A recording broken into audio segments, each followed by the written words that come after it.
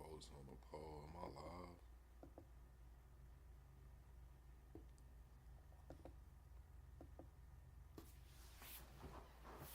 Alright, bitch. Yeah, we here. Double tap the screen, shut a live out.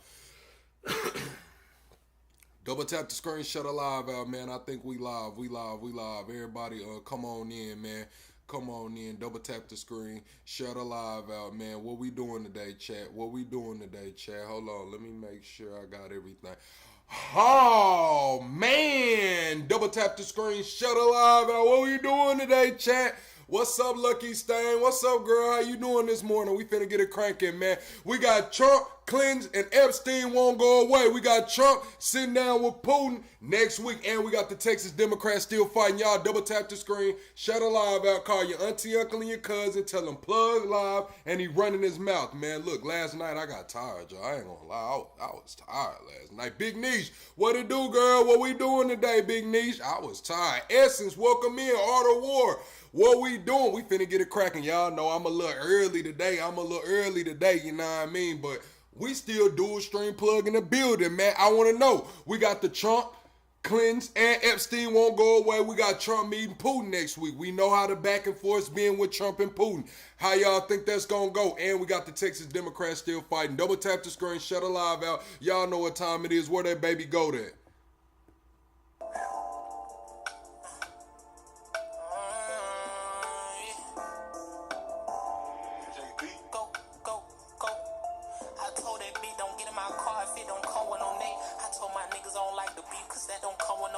I told my niggas to mark my word, I guarantee that I'm next. I got the arms of a bodybuilder from the way that I flex. Might just hit the strip just to go blow me a check. They know what the fuck I'm on. They say that they got some of the best gas, they call it Southern Joy. Chain on chain and ice on ice like Adam Sandler, I'm Waterboy. I know I'm all in the head. Bad bitch laying in my bed. Wait till I give her a spray. I'm a master with the head. Don't let these social fool you, these niggas broke. I know that they ain't bought it. Ain't got no car but talking shit. Okay, then little walkie talkie. I told that bitch to come home. I ain't got time for no bitch that's healing. Talk the blood, she called me daddy. And I'm screaming out no dick. I'ma make sure that she come. I'ma fuck her good with my tongue. I know the night is still young. So baby, let's get it in. I know just how she like it tonight. She spicy, she added a friend. They ain't identical, but they fuck alike. So in the bed, I call them twin. Bet I call them twin.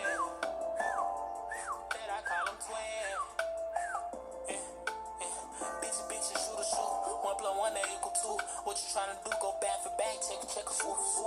Either way it go, I'm on. Either way it go, I'm gone. Brody them just got like 100 on me, they tryna get them gone. What you call it, Jet Wet? What's the name? And he put it in his song. Brody them got the purest powder, it's pink, you know this shit is strong. No diddy. I'm the type of nigga that turn my bitch up in each city. Brody cut out, we celebrating, we hit the gritty. I'm feeling like a baby, I'm tryna get that milk about them titties. It's no question who young and the latest. If you want your bitch, then when she talking, hear her. If I want the bitch, I'm going Pittsburgh. Still her. I keep some on the side, I don't have trust in just the main bitch. Suck me up while I'm driving like damn, I die by this lane switch. She a different type of free, so we ain't never got a tussle. Throw it back like Miss London, and sum me up like be hustle. Yeah, chat. That's that baby goat, man. Double tap the screen, shut a live out, man. Who we got in here? Money Way, what it do, Money? What is looking like, Money? Art of War, what we doing today, man? Everybody double tap the screen, shut a live out. Y'all know what time it is. Cypher, I see you creeping in here, Cypher. Wave across that water, man. Where the hell is Lala at with the plain lace? How the hell is we supposed to have a barbecue? I'm out here on the grill early as hell in the morning and shit. Lala's not here with the plain lace. Okay, who else we got in here? Art of War, man. What you bring, Art of War? You got the cups and plates and shit, man.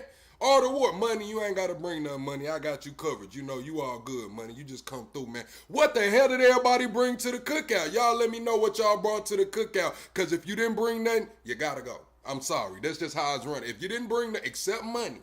If you didn't bring nothing, you gotta go. You better have some paper plates, some towels, some paper towels, some brawny, something out this month. Straight up, man. Double tap the screen, shut a live out. We finna get straight into the clip, man.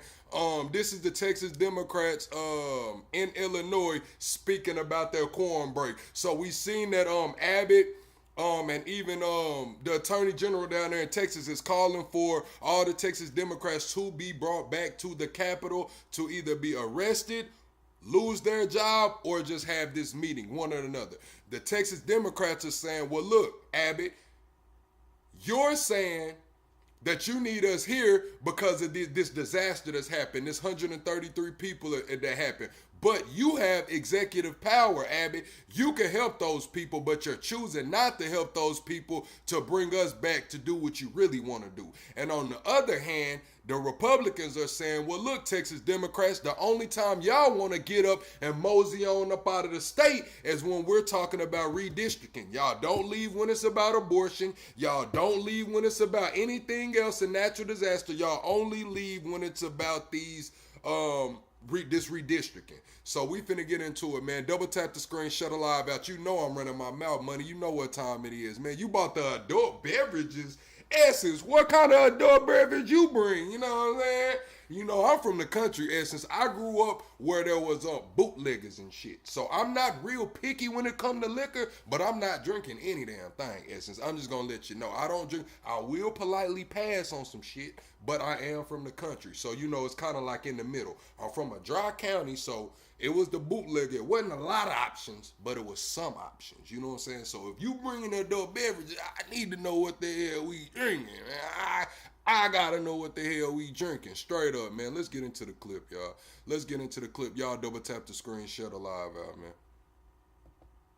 I'm standing in front of some incredibly brave legislators today.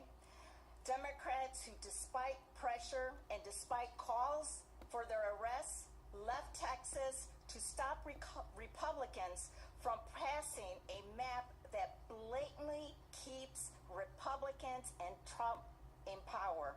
A deliberate attempt led by Republicans to silence voters and appease Donald Trump.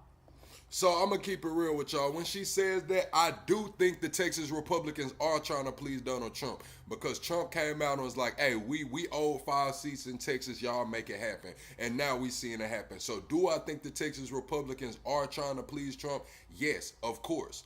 But we got to go back to that 2019 Supreme Court case where they said, look, man, when it comes to this gerrymandering and shit, that's a political problem. It's not racial. Our hands are tied. We're not going to take any more of these cases when it's about politics. So what did we see happen in 2021?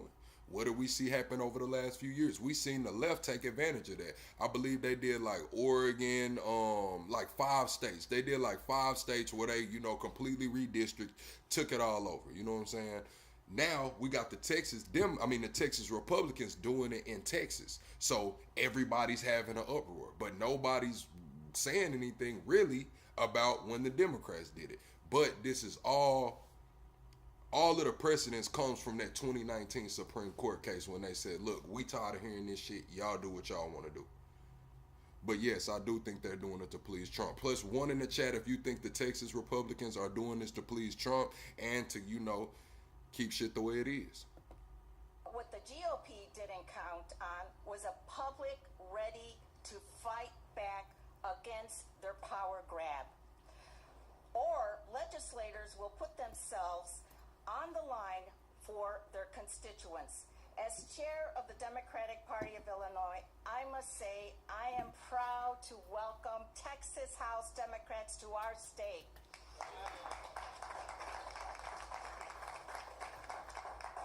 As the first Latina chair of the state party, I am proud to stand with them to protect voting rights, fairness, and the representation for Black and brown voters. With that, I want to pass it over to one of the most extraordinary people that I have encountered and met, our Lieutenant Governor, Juliana Stratton.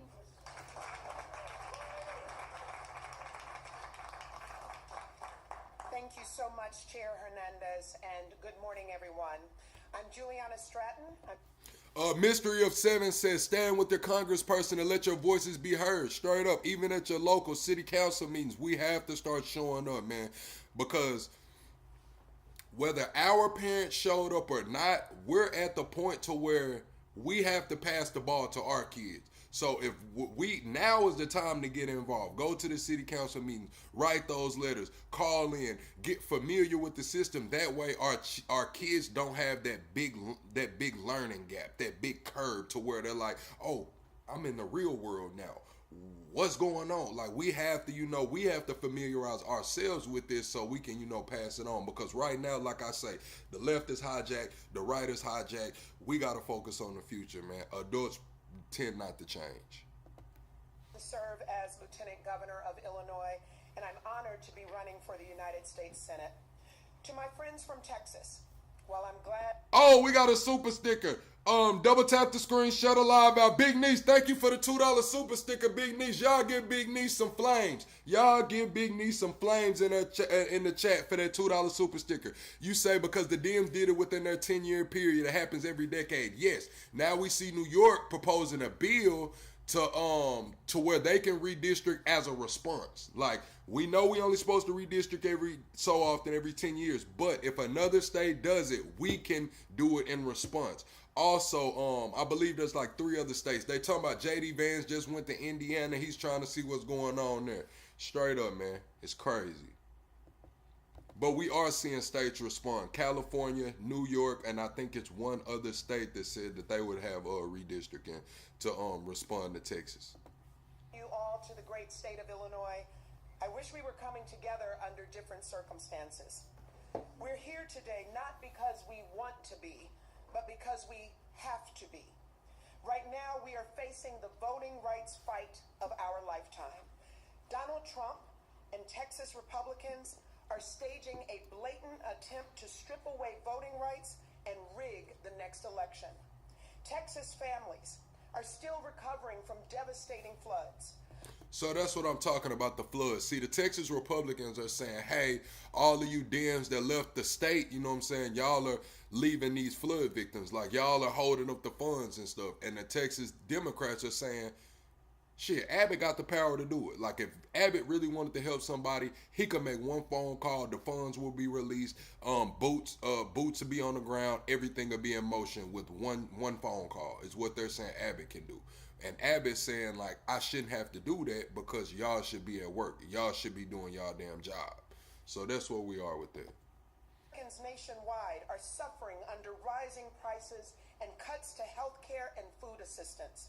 But Trump and Texas Republicans are choosing to ignore the needs of their constituents and focusing on further rigging the system for their... But like I say, it's the same thing that we see with the left and the right, even with the Epstein files. It's 2 different opposing views, but they both end with the same result. Like, the Dems are saying, Abbott, you use your executive power to help these flood victims. Abbott saying, y'all show y'all butt back up to work so we can do this the right way. But the end result is the same.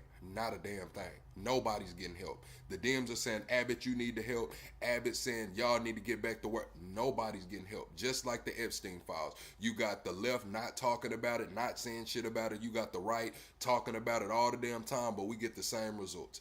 Not a damn thing. We see it all the time. Y'all wonder why I'm the voice of the politically homeless. Advantage. And there's no line they won't cross. Governor Abbott has even called for duly elected representatives to be hunted down and arrested. That is authoritarianism, and all of us should be outraged. It's not lost on me that it's Black and Latino communities who will disproportionately be silenced by this attack. Tomorrow marks the 60th anniversary. I appreciate you for rocking with me, Yosemite. You know we on the late night too. Everybody double tap the screen for me. Let's get to 100 likes right quick. Double tapping the screen is how you support the channel for free. I try to put anywhere between 4, 6 to 12 hours on this platform every day, man. I try to put between 4 and 6 hours on this platform, man. The Voting Rights Act, which was specifically designed to prohibit racial discrimination in voting. That progress was only possible because people were brave enough to fight for it. People like my dad, Henry, a Navy veteran, who marched from Selma to Montgomery 60 years ago because voting rights were under attack. And that's for damn sure, man. Shout out to our pops, man. From Selma to Montgomery. I don't know where Selma is, but I'm sure it's in Alabama. I mean, you got Montgomery too. So walking that far, I don't know how far that march was, but I can assume it was some damn miles. You know what I'm saying? But like I say, I'm just gonna play the clip. But here we are. OG Powell, what it do? OG Powell, what it do? 2025. Trump and Republicans will stop at nothing to roll back that progress. This is personal to me because my 92-year-old dad, Henry. Now, when she says stuff like that, I know the right, a lot of times it's like, oh, it's not like that. But I mean, coming from somebody from the South, like I seen Trump take MLK statue out of the White House. I seen that he's trying to bring back another statue of some Confederate general, you know, that was pro-slavery and all of this. So, I mean, it's kind of, the rhetoric is there, calling people low IQ. I mean, we just got to look at the picture as a whole, man. I'm not saying the guy's racist. I'm saying he don't give a fuck. I'm saying he going to do what he got to do to get the job done. If he got to say, F all you niggas, man, he gonna say F all you niggas to get the deal done. If he gotta go over there and say, I don't like these people I'm around, he gonna go say, Trump gonna get the damn deal done. I'm not gonna say he's just blatantly racist. I'm gonna say he don't give a fuck. He married to the money. He's married to the money. Whatever he got to do to get the deal done. OG Yosemite, appreciate that $10 super sticker. Y'all get OG Yosemite some flames on that $10 super sticker. Thank you for supporting the channel, OG. Y'all give them some flames, man. Double tap the screen, shut a live out. Y'all are now tuned in to Plug and Plug Nation, and this is the... Welcome to the greatest damn show on YouTube. That's what I thought, man. This is the Plug Station channel, man. Welcome to the greatest damn show on YouTube. It's like it don't matter what I'm doing. I could be in the middle. Welcome to the greatest damn show on YouTube. Yeah, in the middle of anything. We got to drop that tag for OG Yosemite, man, and that super sticker, man. But yeah, that's what I'm saying, Chad. It's, I forgot what the hell I was at, man. OG Yosemite and then dropped that in there. Let's play the clip. Has passed the baton to me and to all of us. And now is our time to stand up and fight.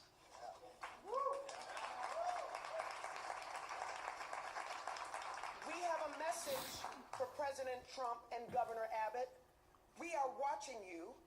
In Illinois, we don't sit on the sidelines. In Illinois, we don't take kindly to threats. And in Illinois, we fight back. If Trump and Texas Republicans won't play by the rules, we will look at every... Did she just play into the violence that goes on in Chicago? Like, did she just feed into, like, the ongoing violence in Chicago? Did she feed into that, or am I just thinking too deep into it? Available to stop their extreme power grab, and nothing will be off the table. My friends, I assure you that while you're here in Illinois, we will do everything in our power to support you and protect you, because this isn't just about Texas. It's not just about Illinois. It's about every American having the right to be heard. Now is the time for fighters to be bold, unflinching, and fearless as we stand up for our democracy.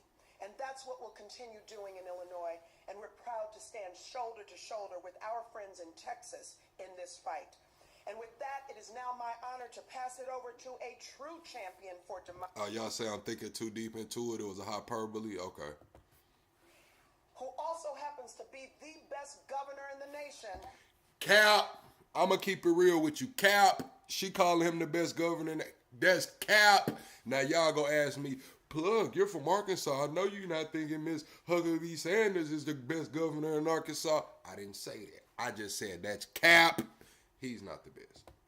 Governor J.B. Sarah's not either.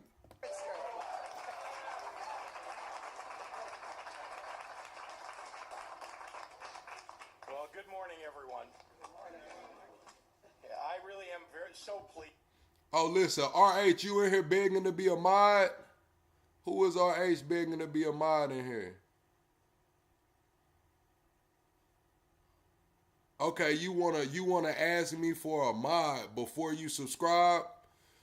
RH, I'm gonna let you slide on that. I normally would have blocked your ass for some shit like that. You come in here asking me for a mod and you ain't even subscribed. I got people been watching me, rocking with me for 9 months and ain't even asked for a mod. But you can get one right now for $25, RH. You want a mod? Send $25. You can get you a wrench.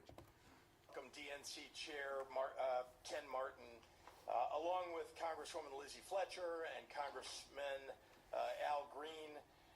All, of course, from the state of Texas, and we're here, of course, because Texas House Democrats are demonstrating what it means to fight for the preservation of our constitutional republic. Donald Trump, Governor Abbott, Texas Republicans, well, they know that they're headed toward a loss of the Congress in 2026. They're afraid, and they should be. Because when you try to tear health care away from veterans and seniors, from children and people with disabilities, when you raise tariff taxes on groceries and beer and automobiles, when you let poor and working class families go hungry, when you allow smokestack industries to pollute the air and remove safety standards from food producers, well, hey, I try not to pass judgment, but he look like a mobster, don't he? He's the governor of Illinois, man. He look like he's a mobster, man. It look like he might, you know what I mean? Like they said, they like to fight back. Hey, man, listen, man.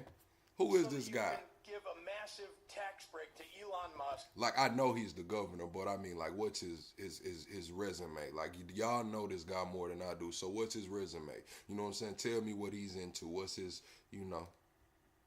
Is he up here capping, basically? Is he up here capping? He talking about climate and all of this. Is that his policies, or is he up here just talking? And Jeff Bezos and Bill Ackman, well, frankly, you'd better watch out. You're going to lose your elections. So they've decided that the only way to save themselves is to cheat. Hey, I'm going to keep it real. I did a little research, and you know how we did that live where Sam Altman, Elon, and Trump was in the Oval Office, right? And then right after that, they had I think they had the CEO of SBI Holdings over there in Japan, and that was around the time Trump was announcing that $500 billion investment that Japan was doing. So I did some research, and really, it's only 1 to 2% is an actual investment. So out of that 550 billion, only like 5.5 to 11 billion of that is an actual investment. The other 500 million is a loan at market value. So that 550 billion that Japan was supposed to be investing into the US is really 11 billion. And the other 500 billion is a loan. I read the article where the guy from Japan that basically helped facilitate the deal, he was saying as long as America doesn't default, Japan makes free money. It's like 68 billion that Japan would make on loaning us that money. So they dressed it up like it was an investment, which it was an investment, but only 1 to 2% was actually an investment. The rest of the money was a loan. Just saying. To change the rules in the middle of the game. And what do MAGA Republicans in Texas do when Donald Trump ignores, well, his oath of office and theirs, and when they're taking it upon themselves to thwart the will of the American people? Well, they say, when Donald Trump calls, they say, yes, sir. Right away, sir. Happy to lick your boot, sir. When Donald Trump says jump, Greg Abbott and Ken Paxton say, how high? You said it came out, it is not a loan. Well, I mean, it might have came out over here that it's not a loan, but what Japan is telling their people is that it's a loan. I'm just going to be real. I read the article from the guy. I can pull it up. I actually read it from him. So we could say it's not a loan. I mean, however it makes us feel good at night, but Japan's telling their people, like, look, man, we invested 1 to 2%. But the rest of it was a loan, so as long as we don't do nothing, we get 68 billion back. That's what they're telling their people. Well, I'm not here to go back and forth with you. I can pull it up, but we saying it came out as not a loan. They're saying it is a loan. Shit. I mean, hell, somebody ass lying. They don't care that that they're violating the Voting Rights Act and racially gerrymandering their state, well, they're hoping they can rob the bank and get away before anyone notices. Texas Republicans are trying to diminish the voting power of their own constituents, and in doing so, diminish the rights of Illinoisans and all Americans. Texas House Democrats are putting their lives on hold and their livelihoods at risk because they don't want to live in a country where the president rigs elections for his side. That's not democracy. That's not America. To be in public office right now is to constantly ask yourself, how do I make sure that we're standing on the right side of history? Well, there's a simple answer. Oh shit, that's that dude back there that had got kicked out. Y'all remember when was he going on one? He was at one of the damn meetings going on one and they kicked his ass out. I didn't know he was like, I didn't know who he was, I guess. But that is the guy that got kicked out. He got a cane. Y'all remember what was going on when they kicked him out of that damn meeting? He was yelling. He was going off. I forgot his name, but yeah, he was going the hell off and they kicked his ass up out of there, sure did. History will always tell you to be afraid. And the right side of history will always expect you to be correct. Al Green, oh yeah, they kicked Al Green ass up out of something. What was that they kicked him up out of, y'all? That congressional meeting, yeah, he was on one that day. I ain't gonna lie, he had his cane. Texas House Democrats are leading the way in choosing courage and country over politics and party. That's what it means to fight for what's right. And I love this country too. And I love it so much that I'm going to fight for it too, right alongside my heroes, the Texas House Democrats. Yeah.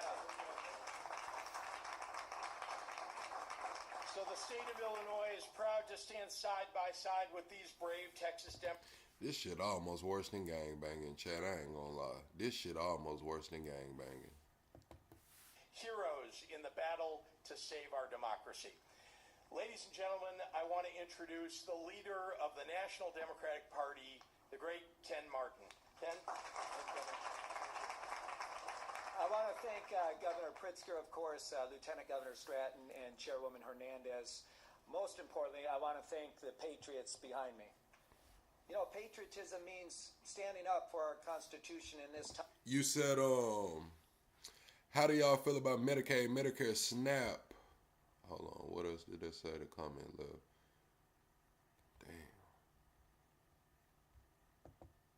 Damn. Health, Medicare, Medicaid, SNAP, NPR, NOAA being cut, yet you're getting taxed more now.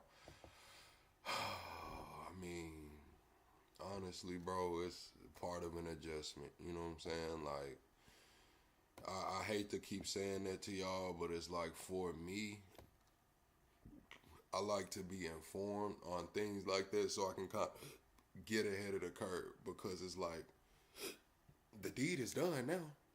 The shit done got cut, taxes done went up, so how can I maximize this situation? How can I get ahead of the curve? How can I use my thought processes to, make it make sense?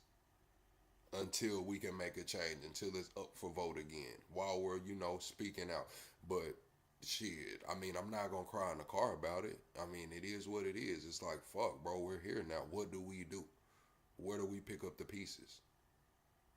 That's just the kind of person I am, bro. It ain't nothing to cry in the car about. It's under assault from people throughout this country, including our President of the United States. Let me tell you. You're saying you're adjusting to having shit stole from you. Then people in this chat come at the people trying to reverse it. That's the thing about this platform. As long as you're not personally attacking anyone in here, I don't give a fuck what you say. You know what I'm saying? Like, shit, if you want to get in here and you want to champion, hold on, caller, you gonna have to call back. You gonna have to call back. I'm talking right now. You gonna have to call back. If you want to come in here and you want to champion for the reversal of Medicaid and SNAP, you want it to go back to the old ways, shit, by all means, do that shit. You know what I'm saying? Run it up in here. You have an opinion here. I also have a phone number that you can call in, and you can voice your opinion. This live right here probably do, few tens of thousands of views. You know what I'm saying? Maybe on the playback it does more. I go live twice a day. If you want to call into this show 2 times a day and tell people how fucking bad it is that they got all their benefits cut and got taxed more, by all means, do it. I have a phone number every show. If I don't have a phone number, I have a link. Straight up. You said Bill Gibbons said, bro, shut up and let's hear the video. Bill Gibbons, this video is called Texas Democrats Full Update. And this is what I'm going to do. I'm going to send you packing. We're going to get you the fuck up out of here. I just told you what the name of the video was. If you don't want to hear me talk, get the fuck on. Straight up. I wasn't even trying to cuss because we on the daytime show. I save all the cussing for night. But you kind of got under my skin with that one. You know what I'm saying? You kind of got under my skin with that one. I'm sitting here telling people that they can call into the show and have an opinion. If they want to fight the good fight and want to call in every day, twice a day, and fight the good fight, they can do that over here. And you want to tell me, shut up and let's hear the video. I didn't even get crazy with you. I told you where you could find the full video, Texas Democrats Full Update, and then I blocked your ass. That's how we going to do it over here. You don't want to hear me talk, get the fuck on. Man. You heard it from the governor. Democrats are fighting back. We're not rolling over. And I've been saying to these Texas Republicans, if you want a showdown, well, you're going to get a showdown. And here it is right now here in Illinois. Unlike Texas Republicans who held just one hearing on flood response, but 8 hearings on rigging maps, Texas Democrats are doing their damn jobs. They're standing up for the Constitution. They're standing up for the democracy. They're standing up for the voices of their constituents. There is nothing more American than calling out corruption, blasting bullies who seek to harm others, and defending democracy and the will of the voters. We are here on the eve of the 60th anniversary of the Voting Rights Act to once again stand up for fairness and justice. Because just as the icons of the civil rights movement marched, protested... All right, whoever just called in, I'm opening the call lines back up. You can call back in now. The call lines are now open. The phone number is pinned if anyone wants to call in and talk. Got into good trouble. Just as Dr. King and Fannie Lou Hamer and John Lewis fought to ensure that Americans could access the ballot regardless of the color of their skin, so too are these courageous Texas House Democrats standing up and fighting back against a racial gerrymandering scheme to disenfranchise Black and Latino voters, all to desperately hold on to Congress in the midterms. I am here because the DNC is standing shoulder to shoulder with them every single step of the way. And let me tell you something. We are supporting them not because it's a political fight, although it is. Not because it's a necessary fight, although it is. We are supporting them because this is a moral fight. A fight worth fighting with every tool at our disposal. A fight for the fundamental value that voters should get to choose their leaders, not the other way around. Now, our message today is simple. It didn't have to be this way. It did not have to be this way, but Governor Greg Abbott, he could have simply picked up his pen to directly support individuals and families affected by the devastating floods in Kerr County. He didn't. He could have said no to Donald Trump and refused to redraw the electoral map in Texas. He didn't. It's clear that... I see y'all say he reading off a card. Does that rub y'all the wrong way that he's reading his notes? Well, I don't even know if he got notes or if he's just actually full on reading. But does that rub y'all the wrong way? Would rather play politics with our elections than support flood victims. They'd rather cheat than try to campaign on their failing record, a failing record which, by the way, includes voting for Trump's budget bill, which rips away health care for up to 1.7 million Texans. Republicans are running scared that voting for this monstrosity will make them lose their majority, and it certainly will. Which is why they're trying to disenfranchise Texas voters by packing and cracking them into districts to dilute their voting power, a clear and blatant violation of the Voting Rights Act. Now, I want to be very clear about this. The Trump-Abbott gerrymander is a test case for the rest of the country. What Republicans are trying to do in Texas is a model for other red states to lie, cheat, and steal their way to victory. They don't give a damn about the will of voters or their needs. In fact, they'd rather bend the knee to Donald Trump in Washington, D.C. than advocate for Texas. It's insulting, it's shameful, and it's wrong.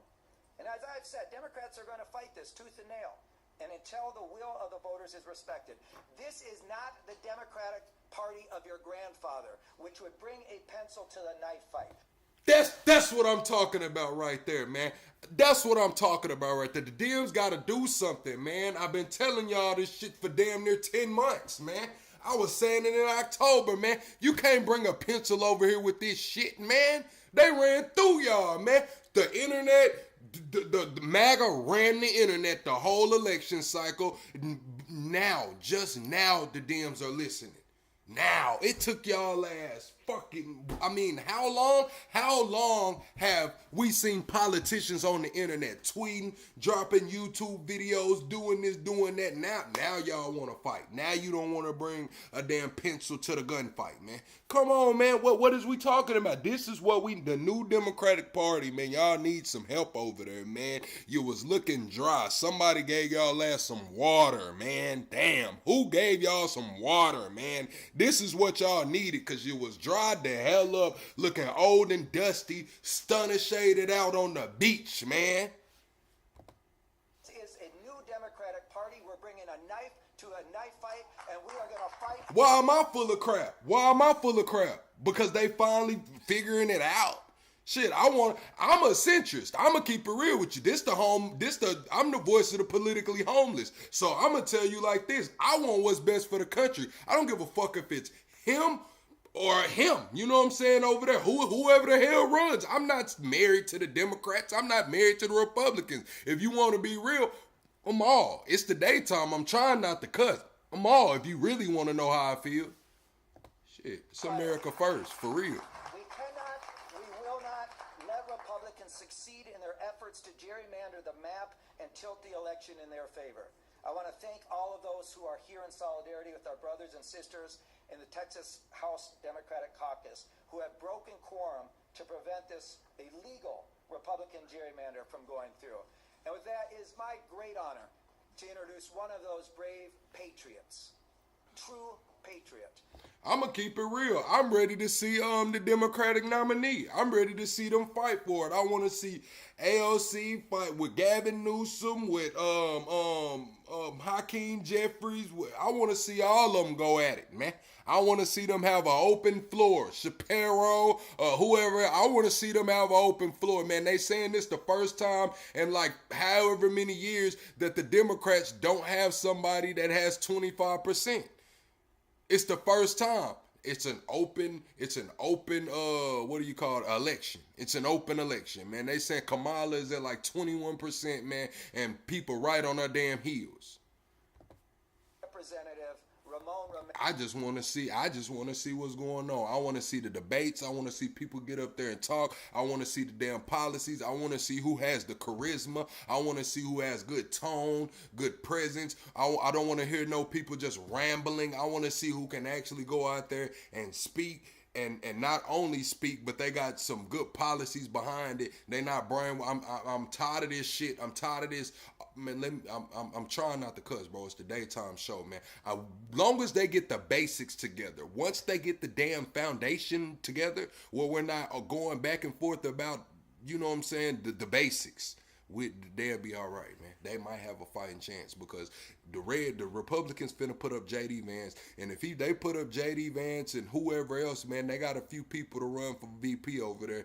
That's gonna be some good debating. If they pick somebody that can talk like a J.D. Vance, bro, the Dems gonna have to have somebody that can run their mouth straight up. We seen that y'all say that Tim Walz, J.D. Vance didn't. J.D. Vance didn't beat Tim Walz in the damn debate or whatever. Bullshit. That's bullshit. J.D. Vance came out there and he was hitting the points. Y'all can say Tim Walz made it better, but Tim Walz fucked it up.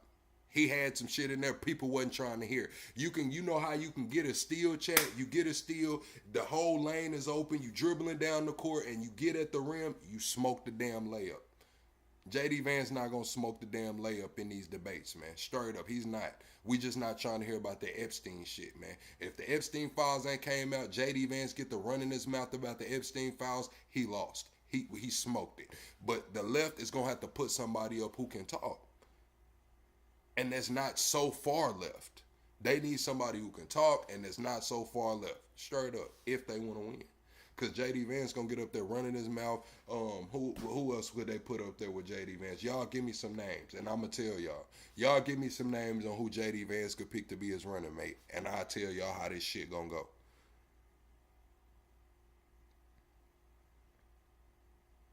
Come on now. Y'all give me some names. Y'all double tap the screen. Let's get 20 more likes right quick. Y'all double tap the screen. Yeah, they gonna have to put somebody up that can talk, or they gonna get circles ran around them in these debates, man. Jasmine Crockett, I don't think it's her time yet, man. Jasmine Crockett can run her mouth, but I don't think it's her time yet. I don't think they're gonna put Jasmine Crockett up there to run for president, man. I don't think it's her time yet. Maybe a little bit after that. Corey, I talking about Nick Fuentes. Corey, don't piss me off in here. Marco Rubio, yeah, they put Marco Rubio up there, you know what I'm saying? Vivek, I don't know. You know, Vivek would be alright. But what's the guy, what's the dude, damn, I'm trying to think of this man.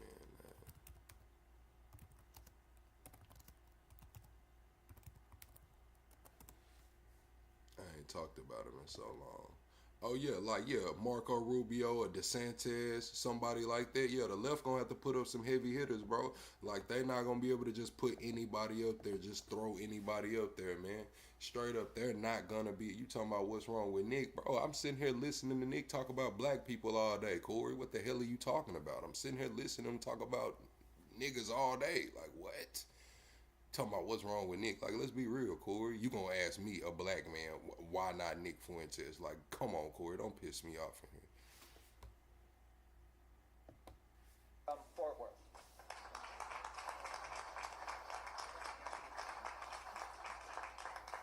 Thank you, Chair Martin. My name is Ramon Romero Jr., State Representative, Matter of District fact, 9 what in Fort Corey Worth, is? Texas, I'm finna time and also Corey ass Chairman of out. the Mexican American Legislature. Corey, I'm finna time you out for this shit. Where you at? Let me time Corey out, y'all. Let's see. Yeah, we're gonna let Corey think about this shit for a second.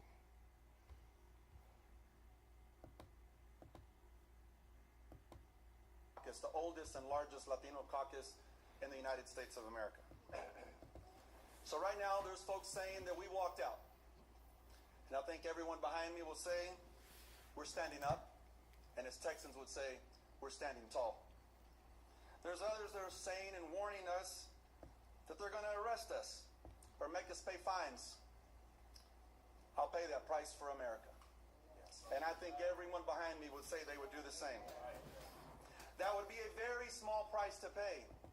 C-Unit says, so the host mutes any opinions that opposes his own? No, I muted Corey World because Corey World is my mod, and I talk to Corey World damn near every day. Corey World in here picking with me, C-Unit. You see what you did was you stuck your nose in my fucking business, and I'm going to ask you to get out of it. For what we would save for these Americans that have fought so hard and against the maps that aim directly at black and brown voices. Tomorrow marks 60 years since the Voting Rights Act was signed into law, and that law that was born out of sacrifice of people bleeding, marching, and even dying for the right to vote. And now here we are one day before that anniversary, watching Trump try to destroy it. That power grab by Trump and Abbott doesn't just have the goal of getting 5 more seats in Congress. It has another goal, a goal more sinister than that.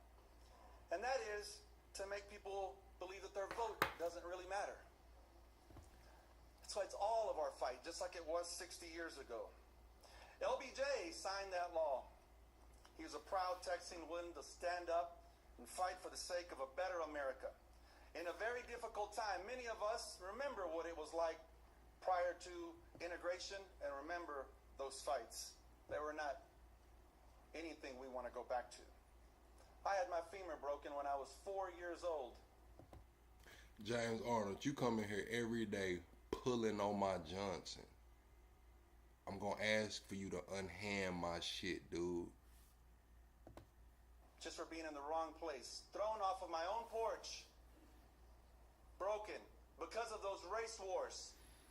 It's a day we should never want to go back to. That's what's being created right now when you shut a community out.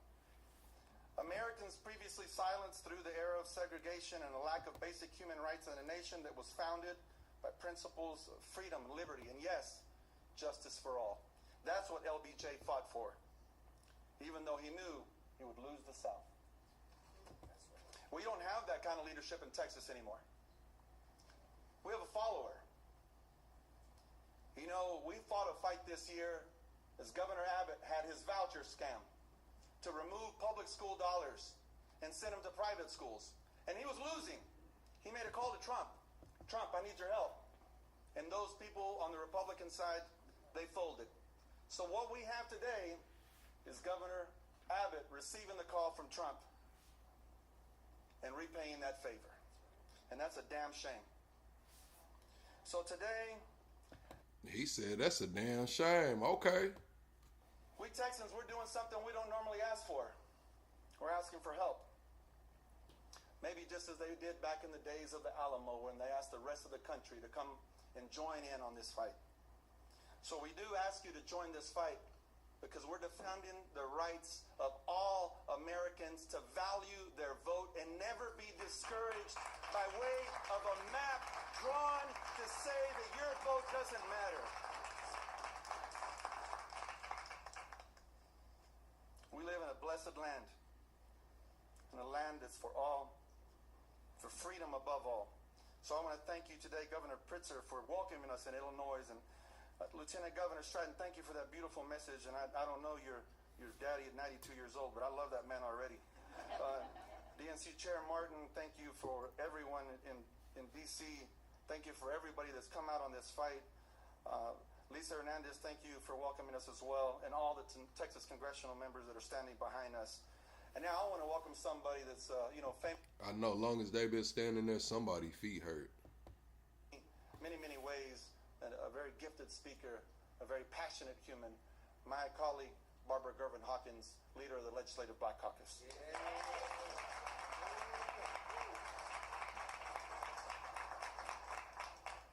Thank you, Ramiro. I want to talk to America.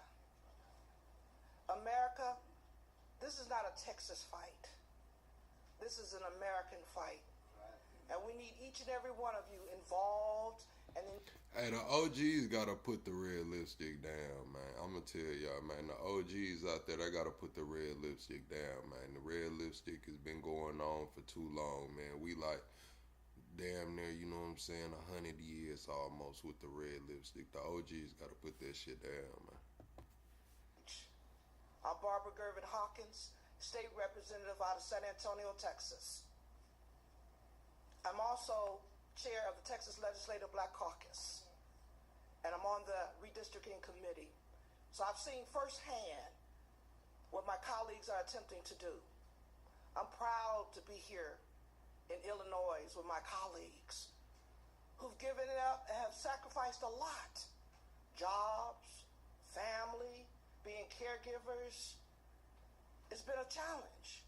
And people say, what are you doing in Illinois?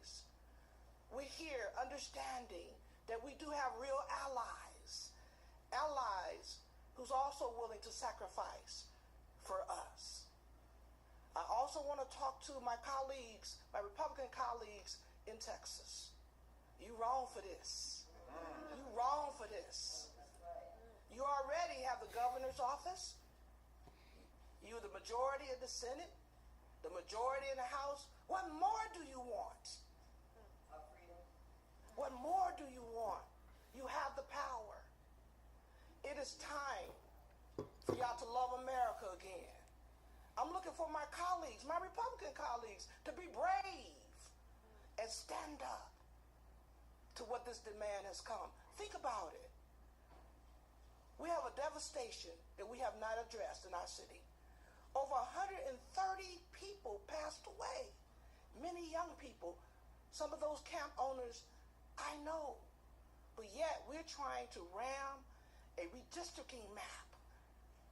If they were serious about truly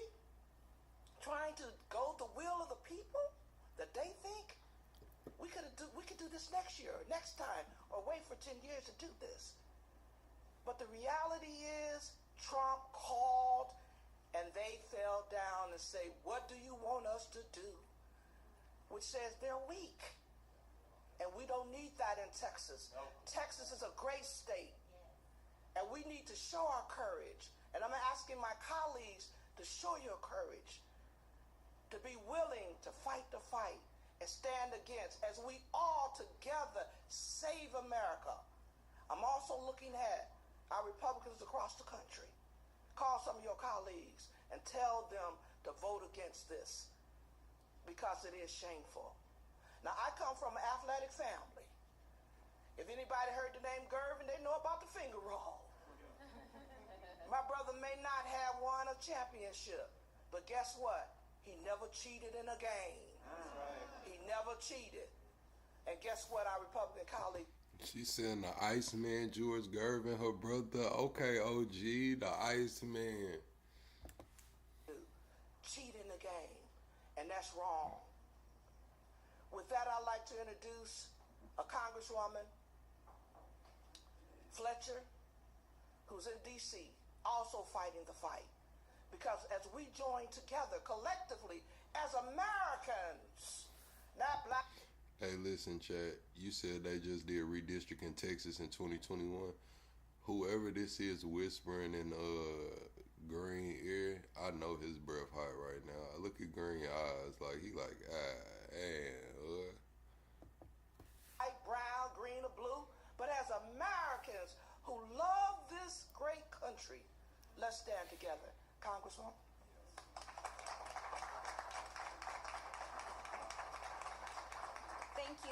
Thank you so much, Representative Hawkins, and I am here to say thank you. I am Lizzie Fletcher, and I have the privilege of chairing Texas's Democratic congressional delegation in the 119th Congress.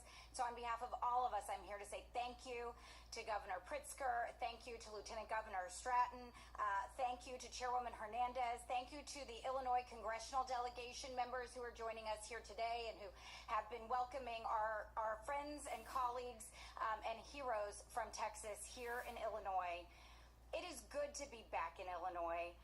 I was last here about a year ago, and I headed home to Texas after a pretty big convention, feeling hopeful for democracy and inspired by what I saw here in Chicago, here in Illinois.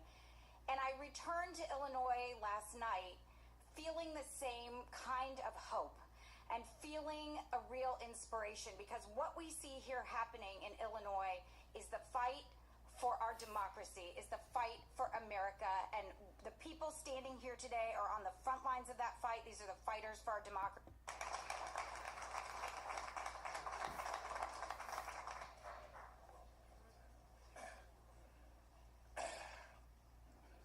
I'm proud to be a Democrat. And I'm very proud to be here. Bro, I told y'all, bro, they treat this shit like gang banging, bro. Like, they're treating this shit like gang banging. People who are making trouble. We got some Texans who've come all the way to Chicago to make trouble. John Lewis would call them good troublemakers. Good troublemakers. These are the kinds of people who want to make sure that we take care of people here on earth. Why do I say this? Because I just heard this morning that this administration wants to put a nuclear reactor on the moon. Yes. I'm concerned about accessible housing here on earth. Right. These are good troublemakers. So I cannot help but hearken back now to the Edmund Pettus Bridge. John Lewis was a personal friend of mine, and if I may say so, we shared time together and we spent time together. We went to jail together. And I'm proud to tell you, he told me the story of the Edmund Pettus Bridge. John Lewis explained to me that as they approached the crest of the bridge, they could see the men on horses. They could see men with clubs in their hands. yet they marched on. He knew what their intentionality was, but they marched on. Y'all saying Al Green racist? Y'all saying Al Green racist? Why y'all calling him racist? Press 1 if y'all think Green racist. Press 2 if he not racist. They didn't turn back. These good troublemakers are not turning back. They're going to march on. They're going to stand strong. They marched on. And when they encountered the constabulary, they were met with clubs. They were simply trying to march peacefully from Selma to Montgomery. They were beaten all the way back to the church. John told me, he said, I thought I was going to die on that bridge. The Edmund Pettus Bridge. This, my friends, is an Edmund Pettus Bridge moment. This is one of those seminal moments in time that can impact the rest of time. And it's time for all of us, not just those of us who are here, but all of us in this country who believe in government of the people, by the people, for the people, not government of the bureaucracy, by the bureaucracy, for the bureaucracy, not government of the plutocrats, by the plutocrats, for the plutocrats, not government of the very, very wealthy, for the wealthy, but government for you, the people, the people. And if you believe in government for the people, you got to stand up for the people. And that doesn't just apply to the people who are here.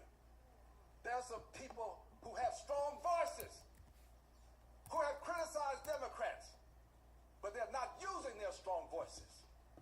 You got to use your voice now. You got to come out. You got to come out. This is no time to take a break. Get involved. This is a... Hey, man, he talking that talk right here a little bit, man. I try to use my voice to, you know, for the good, the bad, and the ugly of both parties, you know what I'm saying? Like I say, I'm the voice of the politically homeless. When the left does something, you know, that I agree with, I'm the first to say it. When the right does something I agree with, I'm the first to say it. But when they fuck up, hey, man, we here to talk about it too. Oh, this is about our democracy. This is about our country. We all have to get involved. And as we get involved, let's remember this. At some point on the infinite continuum that we call time, we're all going to have to account for our time. And on that day, the question won't be, how many full bellies did you feed? Question won't be, how many billionaires did you try to get money in their pockets and lend money to them?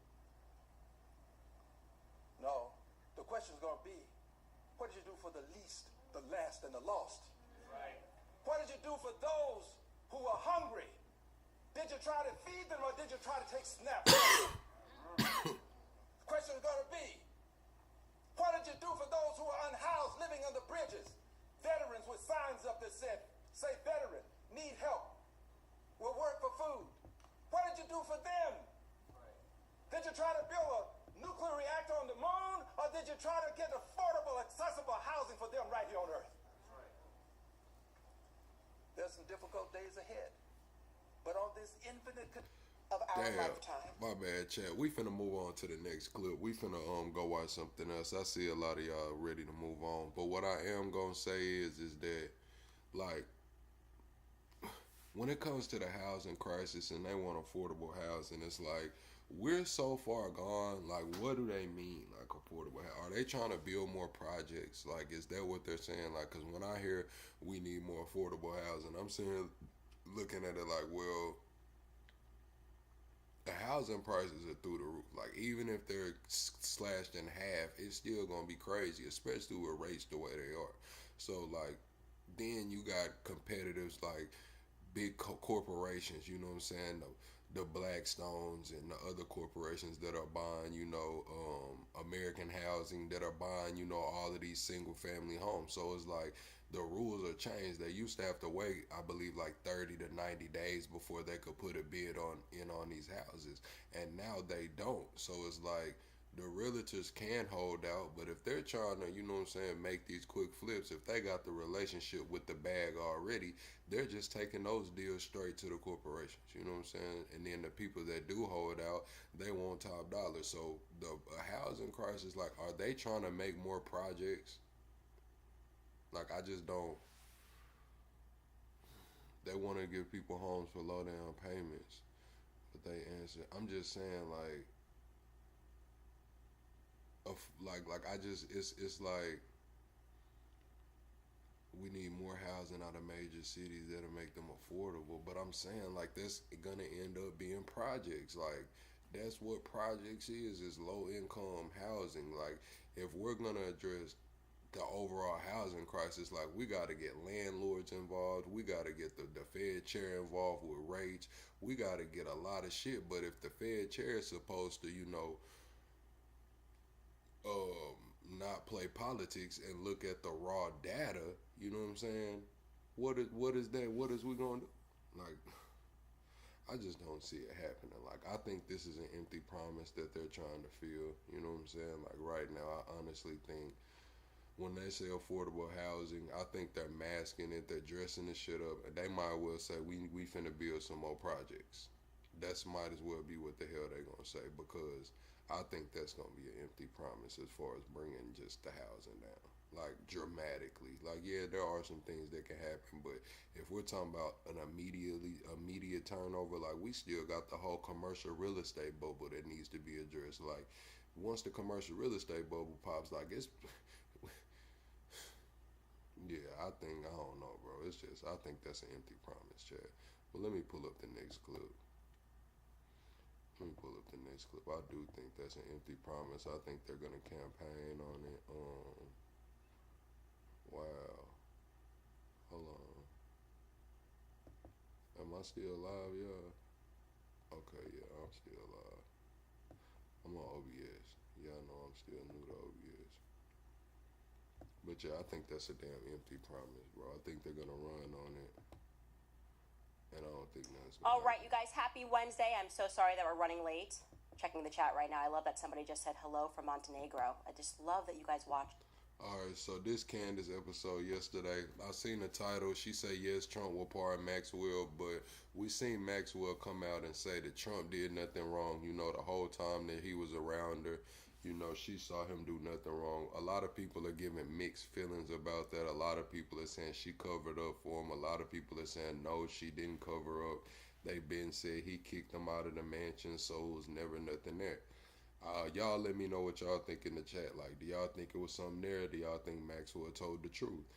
Either way, she's been transferred prisons, and now she's at like an open dorm where she can go outside. It's rec, you know what I'm saying? She's living out her days,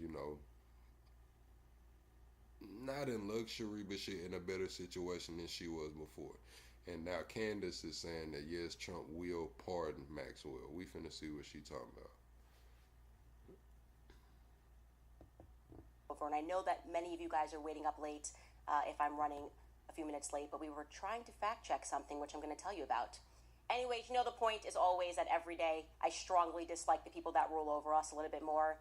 I maintain my position that lately I genuinely would prefer if they just came right out and said that we hate you all and we rule over you and there's really nothing you guys can do about it. That would feel better to me. Well, today we have Ghislaine Maxwell, who, after meeting with our Department of Justice, has been transferred into a prison that's really not a prison, right? It's not really a prison. It's kind of like going away on vacation. It's more like a sleepaway camp for the elites. So we're going to discuss that and assess whether or not we believe Trump when he says he had no idea that she was going there. Also, I sat down with Piers Morgan to discuss the Becoming Brigitte series. That man owes me money, but now he's upped the ante. He's saying $300K because he still believes that Brigitte Macron is a woman. Talk about all. Pierce and Candace got a $300K bet going on. I ain't gonna lie. One of these days I'm gonna be over there getting in on one of them bets with their ass, man. Straight up, man. They over there betting $300K on if the French president wife was born with balls or not. It's crazy. Coming up right now on Candace.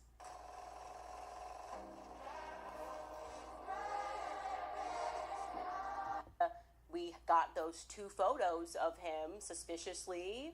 Those two photos of the New York Post's contracted photographer happened to be there, got the call, William Farrington. We did a whole episode on that. Very strange set of circumstances surrounding the morning that Jeffrey Epstein killed himself, right?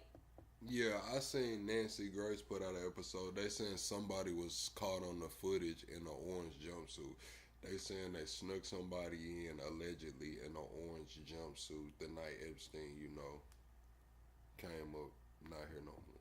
Entire week was very strange. The New York Post had the greatest week ever, really. Not only was William Farrington right place, right time, right angle of this photo of Jeffrey Epstein. See the proof? We've got the exclusive, said John Levine of the New York Post. They had the exclusive of him being carted in there. But then a couple of days later, they got the exclusive of Ghislaine Maxwell, who was just eating at In-N-Out, guys. Remember? She was just eating In-N-Out like a normal person. But then it turned out that the New York Post completely lied to us about everything. They photoshopped a weird poster, allegedly, that the people who owned that bus stop said we never showed this movie poster, which is a little wink about pedophilia. And she's reading a book from the CIA, and actually those photos came from her lawyer. The New York Post was covering Ghislaine Maxwell's tracks so that people would stop looking for her. We were remarking that, look, the New York Post is kind of looking like it's a Mossad outfit. It always kind of has been that circumstance, and they never really had to answer for these fraudulent pictures that they tried to represent to the public as being totally legit that came from Ghislaine Maxwell's lawyers. And then earlier that week, you got this William Farrington guy who never wanted to do an interview about how he knew to be there. And we had trouble locating William Farrington. That seemed odd to us as well. Well, anyways, William Farrington has now reached out to us via a legal letter because we were going back and looking at those strange two photos that existed. And we shared his photo in the process on our social media site. And it turns out that those two photos that of Jeffrey Epstein being carted into New York Presbyterian Hospital, well, it turns out that he copywrote those photos. So you are actually not allowed to share those photos, even though it was like the most shared photograph in the world, because it was maybe the biggest story of 2019. Jeffrey Epstein killed himself. Well, he since has copywritten those photos. And we were actually glad about that because I'm happy to take down those social media posts, William Farrington.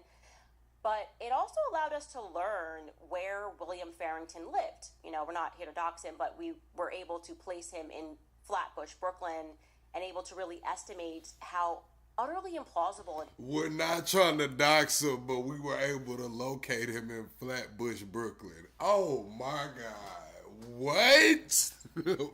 What?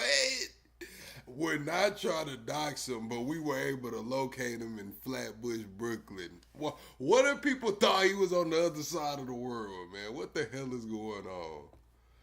That he would have gotten from Flatbush, Brooklyn, all the way to New York Presbyterian Hospital in that timeline. I mean, someone would have had to call him prison, really, that morning and been like, hey, Jeffrey Epstein just killed himself really quick. He's coming in through this door. Get here as fast as possible. It's unlikely. I feel like we're all just kind of being lied to about Epstein. I don't even really believe that Epstein's dead. We're not getting any answers, right? We're not getting any answers about that orange blob, the mysterious orange blob, or the missing 3 minutes of footage. And like I said, a few days later, the New York Post then gets caught in a totally fraudulent photo scandal. So it doesn't help that it was their photojournalist, their contracted photojournalist, that happened to be at the right place at the right time. But anyways, let's discuss further Ghislaine Maxwell, right? Because the story gets even stranger beyond that. Just to recap your memory here, Ghislaine Maxwell gets arrested almost a year later to the date that Jeffrey Epstein got arrested. She got arrested on July 2nd, 2020. And then, as people are discussing her and wondering what her case is going to look like, Jeffrey Epstein's dead. Well, somebody's got to pay for this. People put a lot of pressure. We want to make sure somebody pays for it. It seems like Jeffrey Epstein got away with it somehow. And sure enough, it seemed that our Department of Justice delivered on that when it was determined on June 28, 2022, that Maxwell would spend the next 20 years of her life in prison. Yeah, they did give Maxwell a dub, man. Now she done got moved. She's down there in Texas, man. Probably got a little garden and some more shit. And we got to hear from Ghislaine Maxwell in 2020. Do you guys remember this? She gave a world exclusive interview. And in that interview, the tone of it was sort of, you should be feeling bad for Ghislaine Maxwell, right? Jeffrey Epstein's dead. Ghislaine Maxwell's rotting in prison. And really, what did Ghislaine Maxwell do wrong? Shouldn't we, are we just kind of picking on Ghislaine Maxwell here, and also they made it clear that she was living in terrible circumstances in prison, just terrible for a woman that had dined and Robert Maxwell's daughter, and now she's really roughing it out in the prison house. Take a listen to just a clip from that interview. Do you think you made any mistake, or it's just a very bad luck? If you look back, where do you think you should have done something different? Meeting Epstein was the greatest mistake of my life, and obviously if I could go back today, I would avoid meeting him. And I would say that would be the greatest mistake I've ever made, and I would make different choices where I would work, obviously. Do you consider yourself a victim of Epstein? I don't particularly like the word victim. I think it's one that should be used very sparingly because, today everybody is a victim of something, a victim of the pandemic, a victim of, inflation. I've heard the word victim used about things that I don't like that word.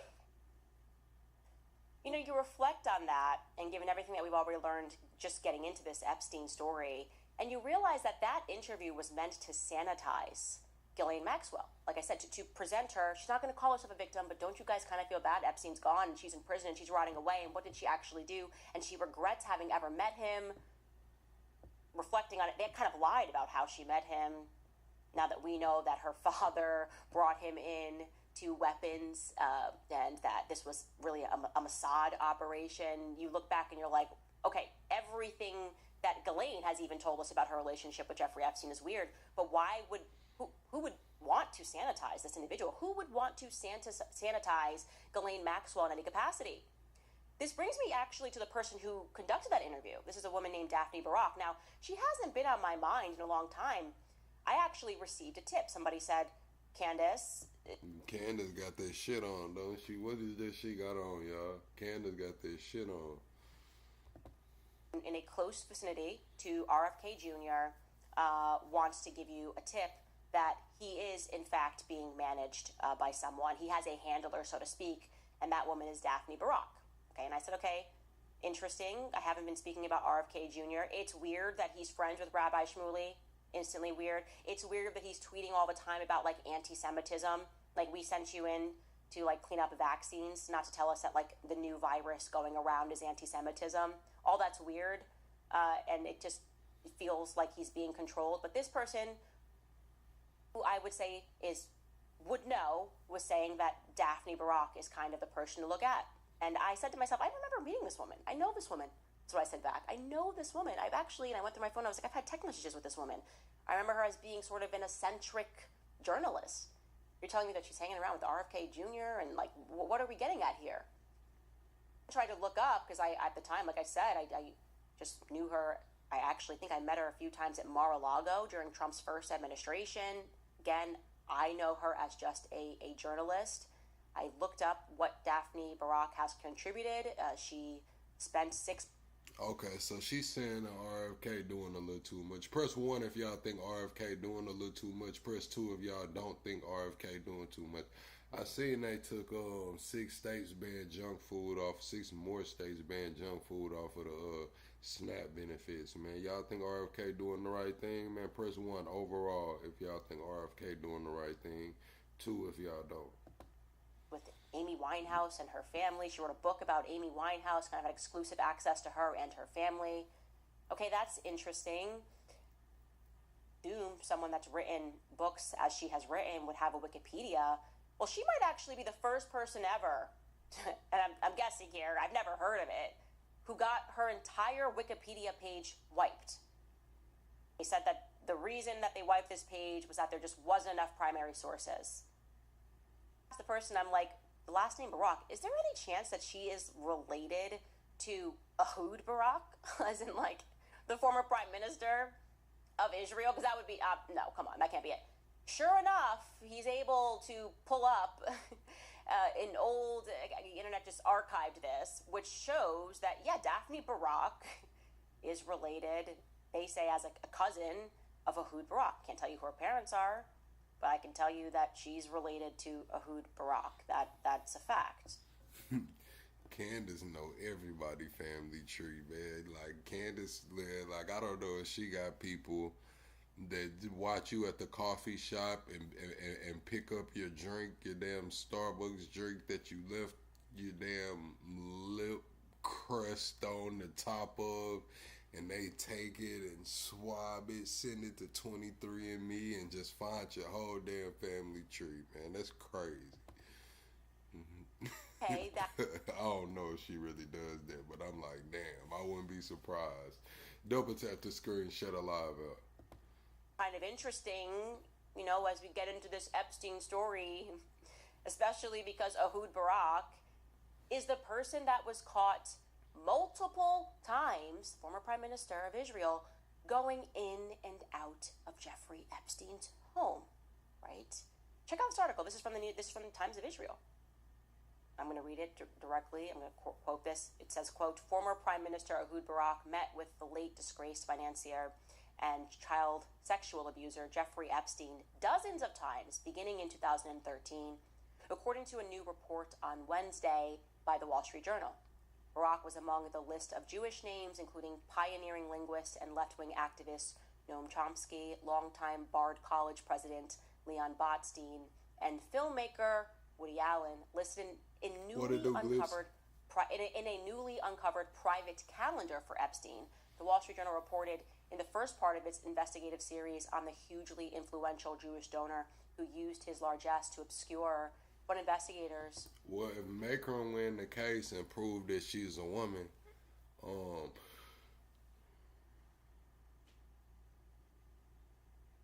if she proves that she's a woman, Candace Owens owe Pierce Morgan 300 bands. Candace Owens and Pierce Morgan got a $300,000 bet on whether this president's wife is a man or was born a man. According to the Wall Street Journal's Wednesday report on the calendar's contents, Barak visited Epstein about 30 times in 2013 and 2017.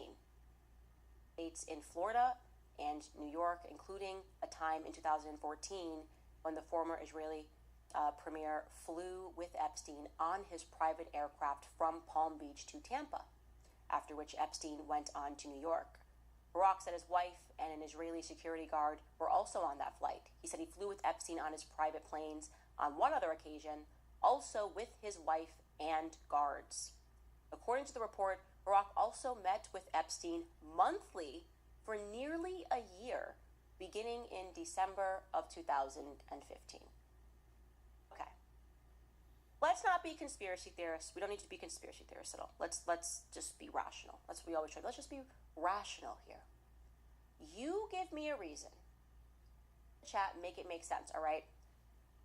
Former Prime Minister of Israel, who at that time, by the way, there was a massive scandal. It's actually why he didn't get reelected. He was up against Netanyahu.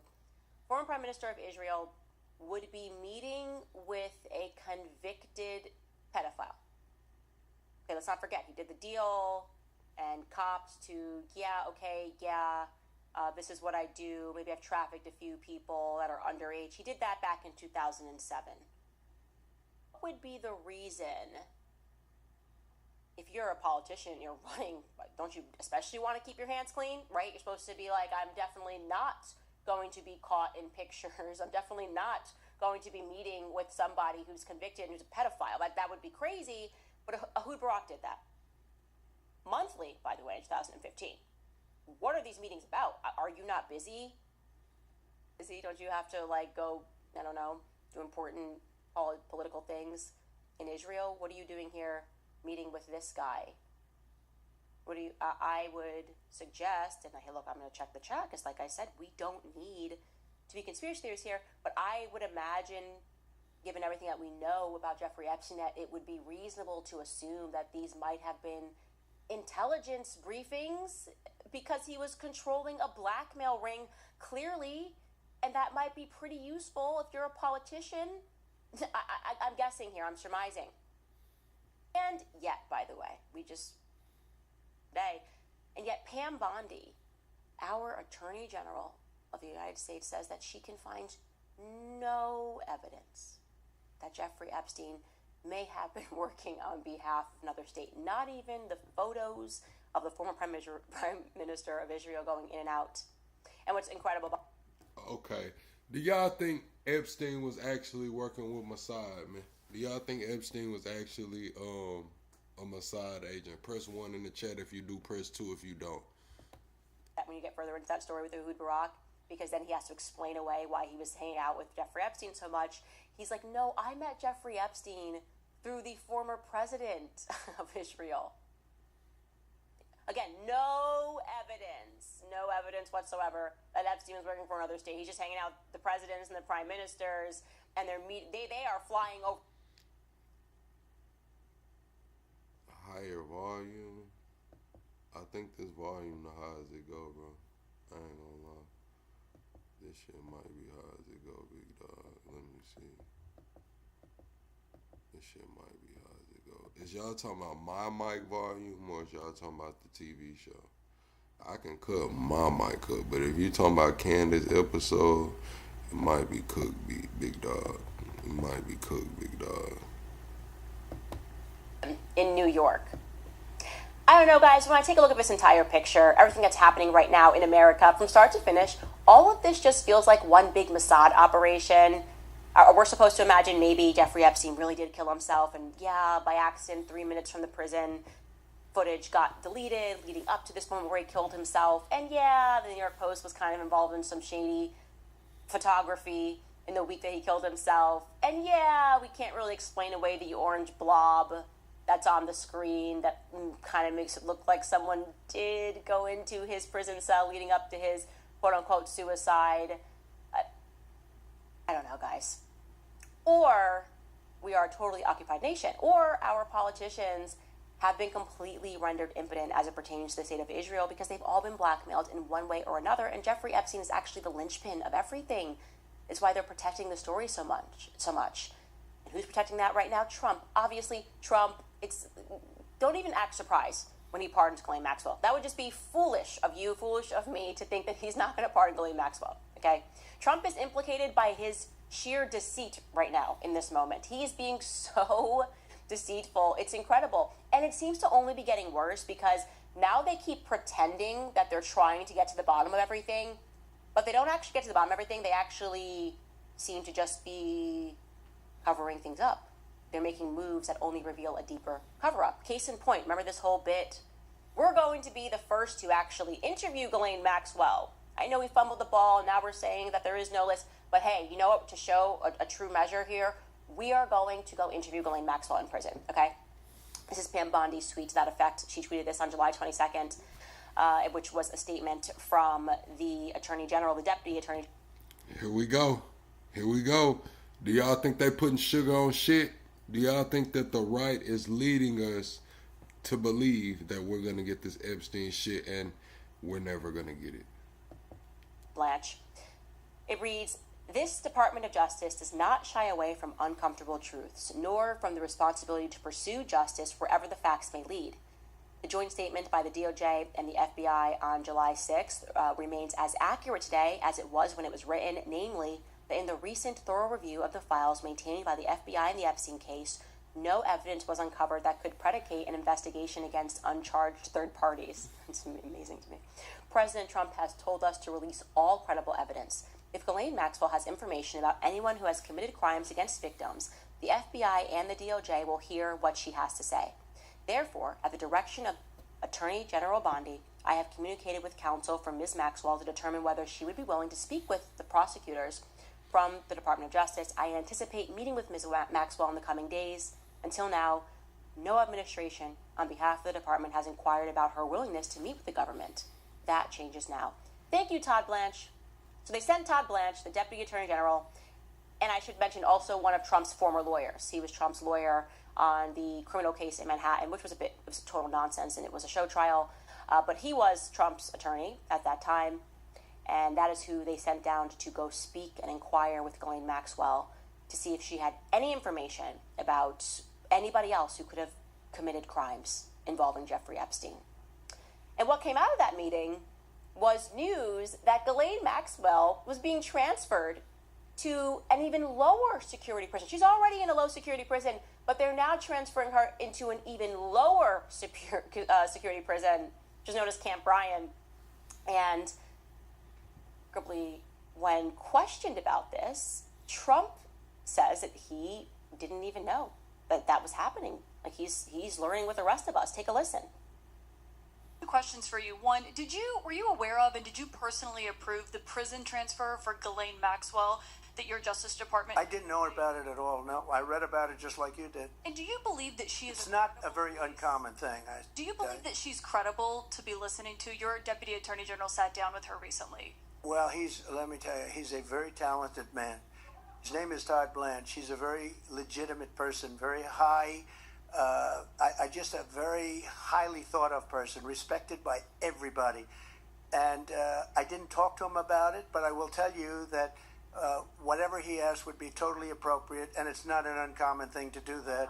And I think he probably wants to make sure that, people that should not be involved or aren't involved are not hurt by something that would be very, very unfortunate, very unfair to a lot of people.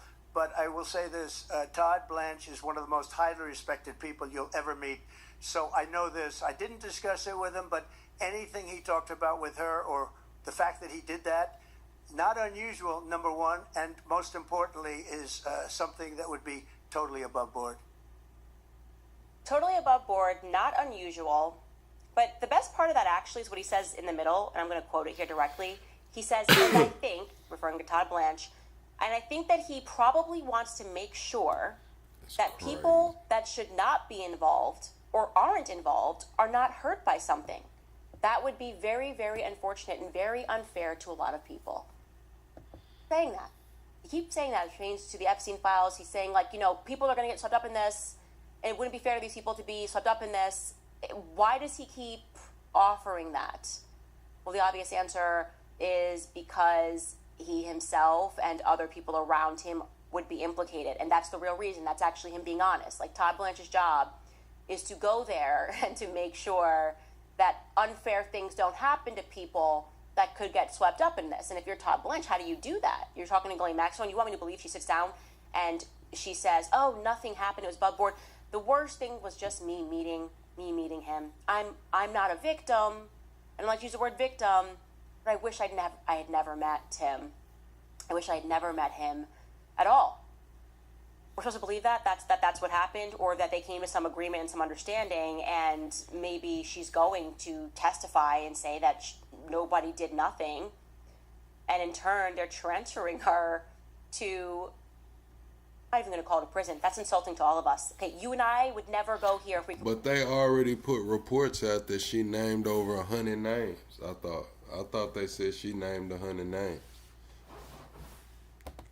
We don't get to... You have to be in the elite of the elite of the elite, and probably not even serving our country in terms of the crimes that you are committing to get transferred into this particular prison, okay? Now, before I tell you about that prison, I first want to let you know that regarding his point that this is totally normal, actually people have come out who have their credentials and said this is the most abnormal thing I've ever seen. One such person is Vito Meraviglia, who is a retired federal prison special investigative agent, and he said in an interview that in his 27 years on the job, he cannot recall a single instance in which a sex offender was moved to a prison camp. Okay? He wanted to say that placing Maxwell there meant that it would be easier for her to escape or for someone on the outside to target her on the camp's grounds. Okay, so oh my gosh, the suicide happened, we had no idea. Or she just can leave. And he said, quote, the logic to me is just not there. It doesn't pass the smell test. Similarly, a guy named Robert Hood, who's a former Borough of Prisons chief, came out and echoed that sentiment. He said in an email that Maxwell's transfer to Camp Bryan is, quote unquote, a travesty of justice. He said, quote, to relocate a sex offender serving 20 years to a country club setting is offensive to victims and others serving similar crimes. And others are serving similar crimes, okay? Now, let me tell you a little about this camp, because maybe you don't believe him when he says that it's a country club, but I think a picture can be worth 1,000 words in this regard. Somebody else that's also at that camp, which I find to be remarkably suspicious, is Elizabeth Holmes. Now, you might remember the name Elizabeth Holmes because Elizabeth Holmes was just a flat-out fraud, okay? She put together that company Theranos. They claimed that they had created this technology that had never existed before that could just take one drop of your blood and tell you everything you want to know about your life. Just everything. They saying that she might have actually did that. Now they're coming out and saying that girl that's in jail might have actually been on to something, Chad. And that's it. She had created this technology, and then it all fell apart. And she took all this money, like what was it valued at? Like $500 million, all of this money from investors, and she completely lied and kind of got away with it. RH, no, what you can do is get the fuck out, RH. I just had this talk with you. You cannot be a moderator. Goodbye, RH. Y'all tell RH goodbye for coming in here without Southern hospitality. Hadn't even subscribed, asking to be a moderator. People were implicated, but she's the one that ended up taking the fall for this, and they put her here. They put her in. Look at her. She's happy. This is her being photographed at the quote-unquote prison. I don't even know how her hair is that color. I would imagine she's been there for a few years now. That maybe that would have grown out. Maybe it didn't. Maybe there's a place in Camp Ryan where you can just get your hair done. It sounds like it. It seems relaxing. She looks relaxed, right? I would say this just seems like a weekend getaway. Like you're like, I just need to go to the Hamptons. I need to go to Camp Ryan and just relax. I'm really stressed out at the job. That's where she is. She's got lipstick on. Pull that back up. She's got lipstick on. Man, we're supposed to believe this is a real prison, you guys. They can make some jailhouse lipstick, man. They can, man. Maybe somebody brought it in for her, but John Denver, you just seen RH do the same thing. Now you think that you get selective special treatment, John Denver. Y'all say goodbye to John Denver. We'll see you later, John Denver, on another account. Y'all double tap the screen for me. Let's get to 110 likes. But yeah, that's crazy. She probably made some jailhouse lipstick, like with some Kool-Aid or something. You know, they be doing that. And she's smiling. And this is where they're putting Ghislaine Maxwell. And one of the best things about the Elizabeth Holmes story and the whole Theranos scandal is it's giving Jeffrey Epstein, and that these people that commit these absurd financial crimes, they all kind of go to Camp Ryan. And Elizabeth Holmes, by the way, like she's kind of got like a family of frauds, like unknown, and they say, oh, well, her dad left Enron before it all went down. It's like the Epstein stuff, right? Epstein left always before the financial companies were going down. Elizabeth Holmes' father worked at Enron. Oh, that was a girl. She started a company, and she got like a lot of seed funding and like a lot of investors, like Candace said, to the tune of like $500 million, saying that she could take one drop of blood and tell you like your ancestry, like what's going on with your health issues, basically everything that you would ever want to know. She could do it on one drop of blood. And they arrested her ass because I guess she said that it wasn't working or whatever. But people are coming out and saying she was on to something, like that shit can't happen. And maybe maybe they took her works and, you know, expounded upon it. Basically saying maybe she lied, like she had it all the way there and it wasn't there, or maybe she did have it there and they just snatched her shit. So people are saying she was on to something. And she actually goes back. She's like a very old, wealthy billionaire family. They were also scamming. Oh, she in the feds. They sell it on commissary, so shit, they'll probably sell it at any feds then. About yeast, telling Americans to take a teaspoon of yeast. Mark, what's the name of the company? That's her family. Is it Fleischmann? Yeah, she's a member of the Fleischmann family, like Fleischmann yeast. And it's interesting. You get into Elizabeth Holmes' rabbit hole, you're like, oh, every generation there just seems to be someone who is involved. What you mean maybe you need facts? How the hell am I give you facts? I'm not working with the company. Hell, I didn't go to jail. I'm just saying this shit. She said she had this miracle shit, and she could take one drop of blood and tell you what you needed to know about everything. And they arrested her ass for raising all of this money and stealing all of this money, and she didn't have it. People are saying she was onto something with the advancements of AI and quantum computing and things of those sorts, I would imagine she probably was onto something. I would imagine there will come a point to where that shit will be going on and it will be regular. But right now, either they didn't want it to come out or it wasn't there yet. It's only two options. Or working for a company that then kind of turns into like a big fraudulent deal. Again, just to be clear, her father left Enron before everything went down. But that's interesting that she's at that Camp Ryan. And speaking of Enron, so was the person who should have been the number one person that went down for the Enron scandal, which was Fasto. Fasto actually, who got only 9 years in prison, is also at Camp Ryan. So it's just kind of a who's who of who committed a financial crime, and we're going to like pretend that they're in trouble. They're going to be at Camp Ryan, which is a country club. I don't even know if they're at Camp Ryan, if they're just like kind of, I don't know, there's like a place in the back that just takes them off on a private jet, and this is just kind of for us, and gotta get the paparazzi. It's probably William Farrington who caught the snap of Elizabeth Holmes out there, just like one big simulation because the world is a stage. But that's how I'm feeling right now. The world is just so definitely a stage, and they are just moving her into this even lower security prison because they're laughing at us and they don't care, and it's so obvious that she's going to be pardoned. Of course, she was working for the government that really rules over us. She's working for Israel. They were all working for Israel. You can't get in trouble if you're doing stuff for Israel. That seems to be a running theme here. You can't get in real trouble if you're working for Israel, if your allegiance is at first to that country. Anyways, it's just remarkable to see all this happening, and I wanted to show you guys that, and you should go through to see the list, the who's invite list. It's like getting into a club, a very expensive private members club, getting into Camp Ryan, and all of the best criminals seem to get in there, even when they commit sex crimes, like Ghislaine Maxwell. Okay, before we get into this next story, I want to remind you guys about GNO land, because what if smart contract platforms weren't controlled by elites or big tech? What if they were built by... I ain't gonna lie, I thought she was gonna tell us more about Camp Ryan. I'm not gonna lie, I thought she was gonna tell us more about Camp Ryan. She kind of just told us about the lipstick. Y'all say that they can buy the lipstick on commissary if you in the Fed, so I thought she might have been putting that Kool-Aid together.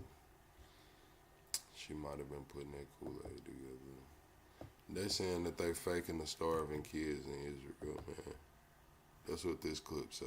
Today, Israel's Security Cabinet meets to decide the next phase of the war against Hamas.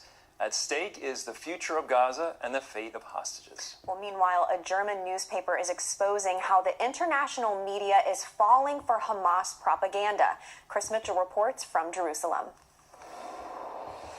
Israeli Prime Minister Benjamin Netanyahu is convening the Security Cabinet Thursday to strategize how to achieve the final goals of the war, the complete defeat of Hamas, and freeing the remaining hostages. The campaign may include 5 IDF divisions. It could last 5 months and involve a relocation of up to 1 million Gazans.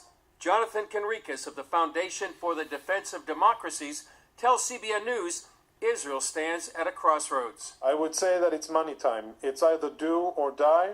It's either we bow to international pressure and lose the war, and the direct result of October 7 massacre will be that Hamas gets recognition for a Palestinian state, which will be a total catastrophe and failure, and I pray that that is not what will happen. This morning, U.S. Ambassador to Israel Mike Huckabee announced the Mike Huckabee from Arkansas. How do y'all feel about Mike Huckabee and how he's handling this, man?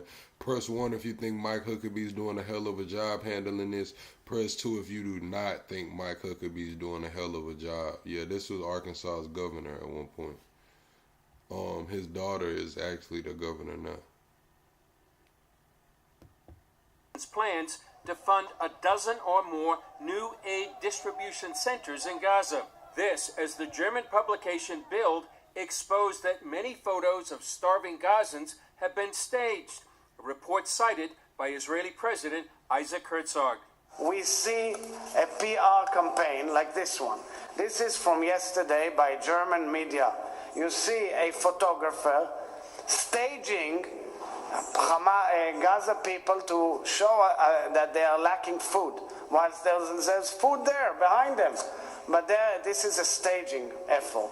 I saw the report by Bild, and I wasn't surprised. I've seen this for 15, 20 years of Gazan or otherwise Palestinian photographers, some of them working for reputable news agencies like Reuters, AFP, AP, and many others. They doctor images, they orchestrate them, and the term Gaza wood or Pallywood wasn't invented this war. It's something that has been going on for decades, if not more than a generation. The Palestinians are really masterful at not only fabricating visuals and imagery, but also knowing who to peddle it to and to find the useful and lazy idiots in international media to use it and then to shape hearts and minds and even get real-world results. Gaza wood or Pollywood refers to how Hamas and others stage scenes to manipulate the media. Sadly, Hamas is manipulating international media. Really, they have them around their little finger, feeding them, baked stories and cooked images. Chris, do y'all believe it, man? Press one. Do y'all believe that they, like, maybe they are eating, but they know that they need more supply? So how do y'all feel about it, man? Press one if you think it's complete and utter bullshit and they need to quit lying. Press two if you think, hey, plug, it's a little deeper than that, man. They really might be hungry over there. Is with us now from Jerusalem. Chris, welcome. What more can you tell us about the Israeli military plan and what it means for the hostages and future of Gaza? Well, Andrew, it's a phased plan. It would include the evacuation of Gaza City, the central place there in northern Gaza. About half of the population of Gaza currently live there, about 900,000 to 1 million Gazans. That's why you see videos of cafes, markets that have been relatively untouched by the war. They're going to give them notice for them to leave. And then a few weeks before there'd be a military operation, what that does, Andrew, is give them time to prepare the infrastructure for those people in central Gaza. That would include setting up hospitals and camps, and then taking over Gaza City militarily. On the other hand, President Trump will be presumably making a speech accelerating aid to Gaza. That's in coordination with Israel. And then those, as we said, those aid centers would increase from 4 to 16, as Ambassador Huckabee announced, and then $1 billion in funding from U.S. and other countries. All this an attempt to bypass the remaining areas controlled by Gaza so that every Gazan can receive aid that's not intercepted by Hamas. It really is a key turning point for Israel in its war against Hamas, Andrew. The support of the U.S. is vital. Israel's at a crossroads, so it's important to pray for Israel and the people of Gaza. Chris, what about the aid situation in Gaza? Are the people there getting the help they need? Well, in many ways, it's available to them if it could get through Hamas and the UN. Massive amounts of aid available, 30,000 tons. Israeli President Isaac Herzog said just in the past 2 weeks, 30 tons by air. Herzog says the UN's failing to distribute over 800 trucks that are just waiting to go into Gaza. The UN is often refusing to cooperate with the IDF that wants to pour that aid into Gaza. And by the way, Andrew, only 27% of the aid comes from the UN. The rest comes from the NGOs and other countries. What does go in is often stolen by Hamas, and that's why the effort to quadruple the number of distribution sites by the Gaza Humanitarian Foundation, why that's so important, that bypasses Hamas, gets directly to the people. They've provided more than 100 million meals in about 2 months, and yet the UN itself is also refusing to work with the GHF. You said a black American named Chris Small was just beaten by Israeli settlers. He was working with an aid group. Somebody pull that up. Somebody drop that clip in the Discord. Also, Andrew, just to mention, I visited Kfar Aza yesterday. It was a scene of one of the worst attacks of those kibbutzim on the Gaza border, and also the site of the Nova Music Festival. That's where more than 300 people were slaughtered in a massacre.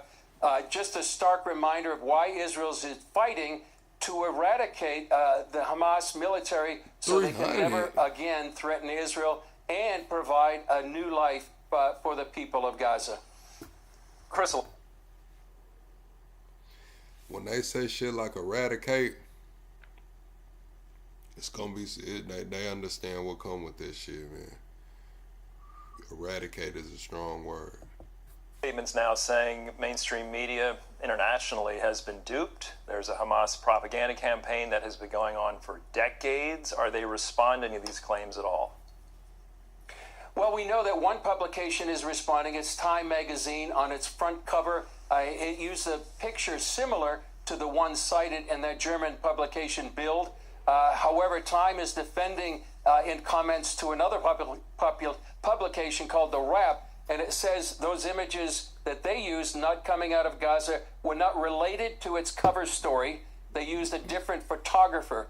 But Andrew, it's really important to realize that Hamas controls all the images coming out of the areas that it controls.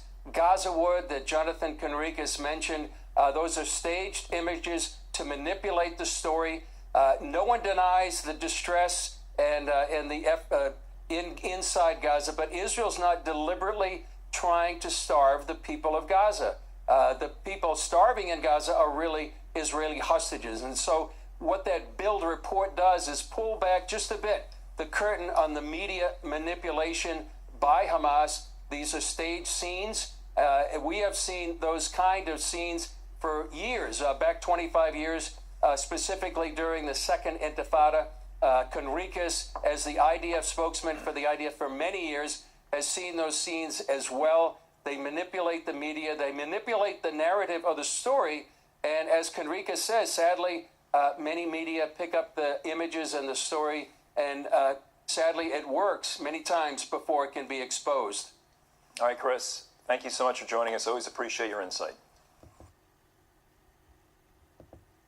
Damn, October was a date, that they still have not been able to, and there's an investigation going on, and I've already heard from some of the... Y'all double tap the screen for me, man. Y'all double tap the screen. I'm trying to operate, you know what I'm saying? Operate the OBS, I'm learning, you know what I mean? Look, there we go.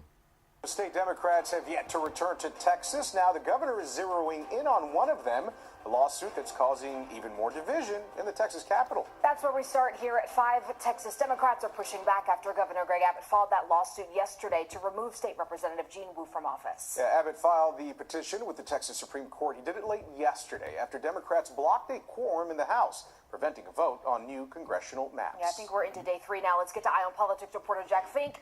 You were the first North Texas reporter to speak with Wu last night.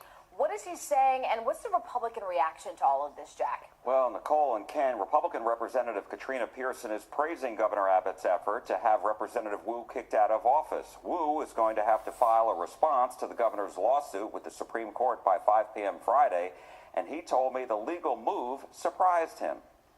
This is just absolute insanity.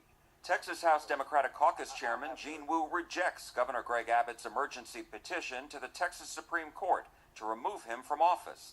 The governor accuses Wu of abandoning and forfeiting his office, saying he planned to lead dozens of Democrats to leave Texas and break quorum to avoid voting on new congressional maps drawn by Republicans that would give the GOP 5 extra seats if approved.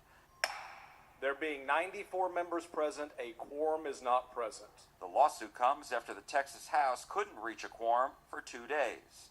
It's not my office, and is sure as hell not Governor Abbott's office. This office belongs to the people of the state of Texas, and I have taken an oath to defend those people and to protect them.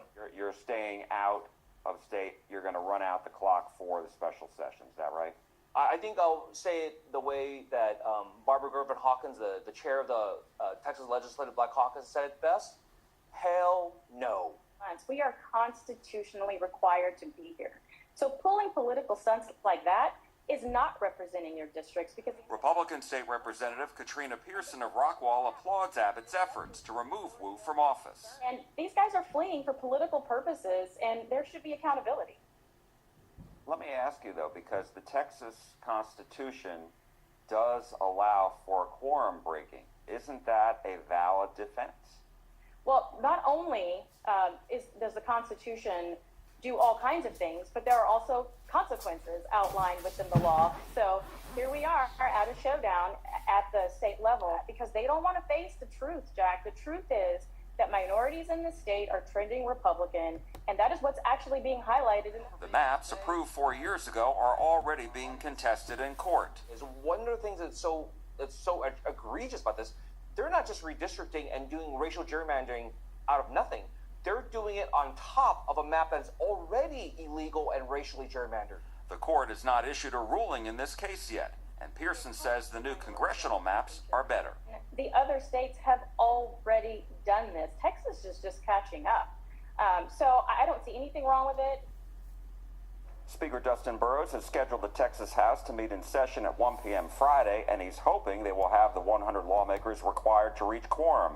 While the House hasn't been able to meet, the Texas Senate is continuing to hold committee meetings and sessions, and the Senate Redistricting Committee met for an hour this afternoon. They'll meet again tomorrow morning. The new congressional maps are expected to pass by the Republican majority in the Senate, but if the House can't reach a quorum, lawmakers in that chamber won't be able to approve it. Nicole and Ken. Damn, Chad. That's crazy, man. That is crazy, man. I'm gonna take some of y'all comments and shit like that, man, before we get up out of here, man. We finna get ready to get up out of here, though, man. This the part of the show where if y'all got anything to ask me, you know, now's the chance to ask me, man. Because I'm finna eat my lunch, man, and I got a few things I need to take care of. I gotta cut my yard, you know what I'm saying? I gotta wash my bed sheets and fold some clothes, you know, do regular, normal shit. You know what I'm saying? I got some normal shit I gotta do, Chad. I am a human. I am a human.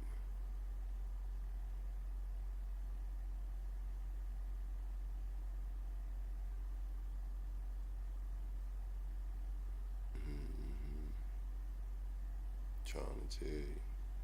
I'm finna go get some of that pine sol. I'm finna get to putting that pine sol in that Fabuloso in places and shit, you know what I'm saying? I'm finna get to using that Clorox and, you know what I mean? That Arm & Hammer washing powder. I'm finna get to, you know what I mean? Putting that shit together. You saying, Cap, I am. I'm finna eat my lunch and I'm finna start cleaning. I gotta be somewhere in a few hours. Gotta be somewhere in a few hours, but I'm finna clean. Get my shit together. You know what I'm saying? Gotta get my shit together. Hopefully they send my phone today because I told y'all somebody stole my phone. So hopefully my phone comes in today. You dropped the video on the Discord about the okay. Hold on, let me see.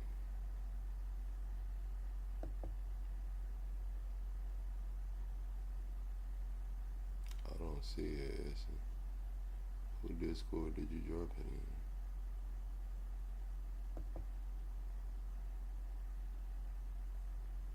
in? Essence, who Discord did you drop it in?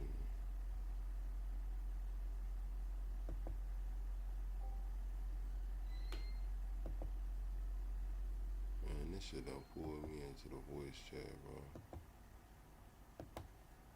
Holy.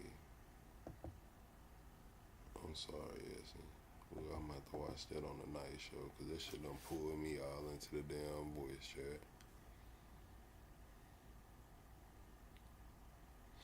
But yeah, y'all dropped the Discord. Miles dropped the Discord. I'm finna go. Oh, you said it's in current events. Okay. Gerrymander has been a political issue for decades. Yeah, they say they only normally do it every 10 years, but they're doing it more frequently. But yeah, I'm gonna get with y'all later on, chat. I appreciate y'all for rocking with me, man. Double tap the screen, shut a live. I appreciate the super chats, appreciate the super stickers. Welcome to the greatest damn show on YouTube. And I'll see y'all on the evening show, man. I'll see y'all on the evening show, chat. Oh, thank you, Big Niche, for the $3 super sticker on the way out. Thank you, Big Niche, for the $3 super sticker on the way out. Thank you, Big Niche. Miles, drop the Discord. You said trust in Mr. Clean is not as strong as Pine Sol, man. Listen, That pine sol is what I grew up on, you know what I'm saying? There's something about that pine sol just hitting the house, you know what I'm saying? Just something about that pine sol is just a little different, you know what I'm saying? You know when you smelling pine sol or not, you know what I'm saying? Like that pine sol is just, you know, it's gonna set the tone around this motherfucker. That pine sol is gonna set the tone around this motherfucker. Straight up. Oh, Cypher, it's nighttime over there.